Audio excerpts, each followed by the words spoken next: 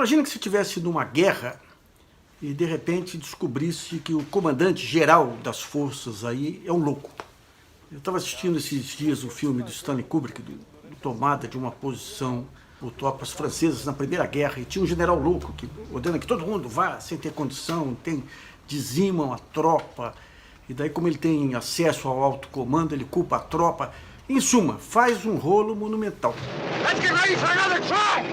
Get these men out of here! I tried 3 times, look at all the casualties! All right! Let's give it another try! Come on! Let's give it another try!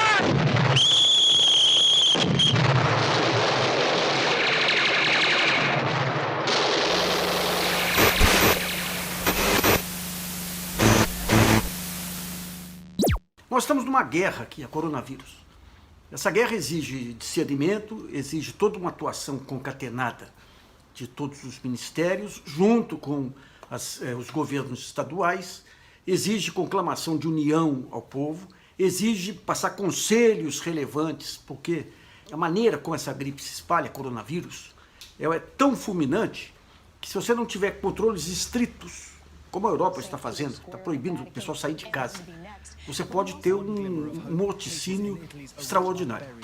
Nós temos um presidente da República que é desequilibrado, um presidente da República que está minimizando todos os sinais dessa pandemia, está negando todas as conclusões da ciência. Ele acha que nós estamos cercados aí por um vírus que foi planejado pela China para conquistar o mundo, todas essas aspirações, que poderiam ficar específicas entre ele e a família dele, ou internar, não fosse o fato que está interferindo em toda a nação. As manifestações de domingo lá se constituíram num rastilho para espalhar essa doença. E vão aparecer agora as mortes. Quando começar a pipocar, vai ficar mais claro o que foi essa loucura.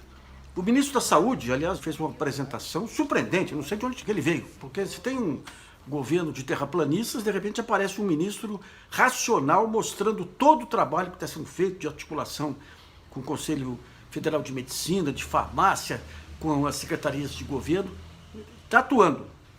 Quando você olha o presidente da República, ele fica enciumado da atuação do ministro da Saúde. Foi informado que ele deu uma bronca no ministro, porque ele veio se encontrar aqui, não com o João Dória Júnior, ele veio se encontrar com o governador do estado de São Paulo. Tem que se encontrar com todos os governadores. Já se fala numa intervenção de colocar um militar para tirar o brilho do ministro. Ou seja, é um presidente que corre riscos, coloca o país em risco, a população em risco, provavelmente vai ser, daqui a algum tempo, responsabilizado por mortes que vão ocorrer com a coronavírus, que continua com o poder. Como é que se faz?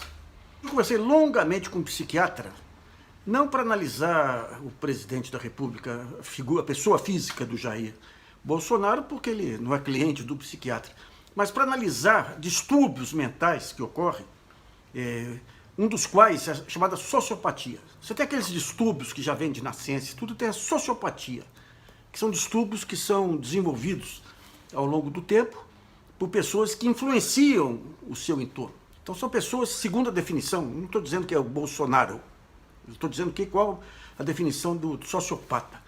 É um sujeito que faz planos, são planos em geral, objetivos assim meio amalucados, e tudo que se interpõe ao plano ele derruba. Ele faz relacionamento, influencia pessoas, mas não tem lealdade. Ele não tem lealdades. Então, se acha que a pessoa não está servindo, afasta as pessoas. Não estamos falando do Bolsonaro, estamos falando do diagnóstico do sociopata.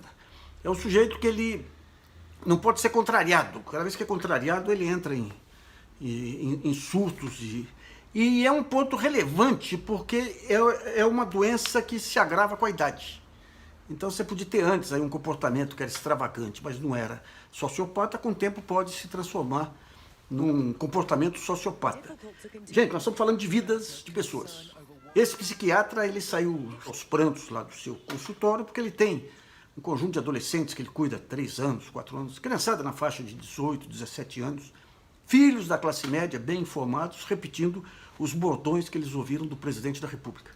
Ou seja, a capacidade que o presidente tem de transmitir bons conselhos ou maus conselhos é inimitável.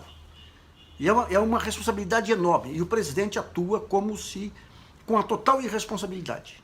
Com a total irresponsabilidade. Então, o ponto central é o seguinte: Miguel Reale Júnior é um advogado aqui de São Paulo, filho de um grande advogado que era o Miguel Reale pai.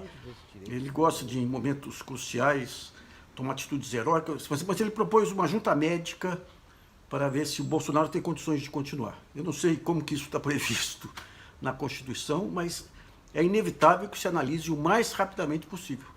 Nós temos um país em guerra, podendo morrer milhares de pessoas e nas mãos de um comandante doente.